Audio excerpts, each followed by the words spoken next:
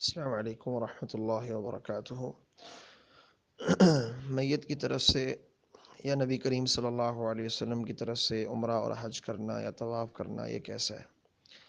جو طواف کرنا ہے میت کی جانب سے، اس کا تو بالکل ثبوت کسی بھی روایت میں نہیں ملتا کہ رسول اللہ صلی اللہ علیہ وسلم کے کسی صحابی نے میت کی جانب سے طواف کیا ہو۔ طواف تو اس کا ثبوت نہیں ہے بالکل کسی بھی حدیث میں میرے علم کے مطابق۔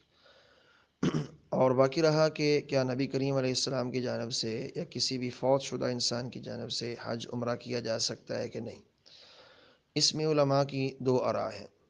سب سے پہلی رائے اس میں یہ ہے کہ کسی بھی انسان کی طرف سے جو فوت شدہ ہو چکا ہے یا جو انسان زندہ ہے، اس کی جانب سے آپ طواف بھی حج بھی کر سکتے ہیں اور عمرہ بھی آپ کر سکتے ہیں۔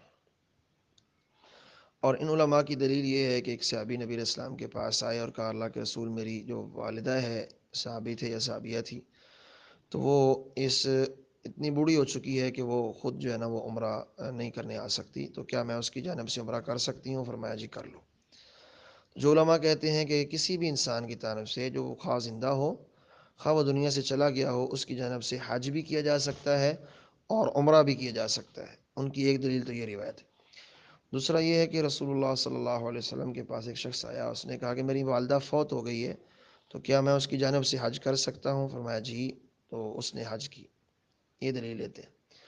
کچھ علماء جو ہیں وہ یہ کہتے ہیں کہ نبی علیہ السلام نے زندہ انسان کی جانب سے حج اور عمرے کی اجازت اس وقت دی ہے جب وہ سفر کرنے پر قادر نہ ہو۔ جیسے کہ روایت میں لفظ بھی ہیں، اس نے کہا تھا کہ میری والدہ یا والد اتنے بوڑھے ہو چکے ہیں کہ وہ سفر کرنے کی طاقت نہیں رکھتے، تو کیا میں ان کی جانب سے حج کر سکتا ہوں؟ فرمایا جی کر سکتے ہو۔ اور لفظ بھی ساتھ یہ تھے کہ میری والدہ کو یا والد کو حج عمرہ اس حالت میں آیا ہے جب وہ بوڑھے ہو چکے تھے اور وہ سفر پر قادر نہیں۔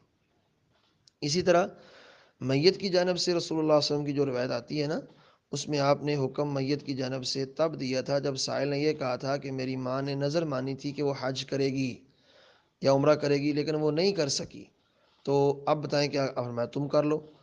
اب ان دونوں روایات کو ملا کر کچھ علماء کا موقف یہ ہے کہ زندہ انسان کی جانب سے حج عمرہ تب کر سکتے ہیں جب وہ اس کے کرنے پر قادر نہیں ہے، اس پر فرض ہو چکا ہے لیکن وہ سفر نہیں کر سکتا، وہ اس کا کوئی مسئلہ ہے، کوئی پرابلم۔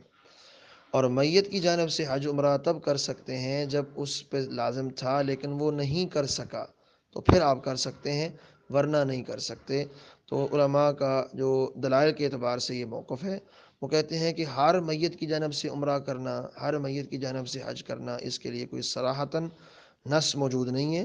جو موجود ہے وہ صرف اسی میت کے بارے میں ہے جس پر حج ضروری تھا لیکن وہ نہیں کر سکا۔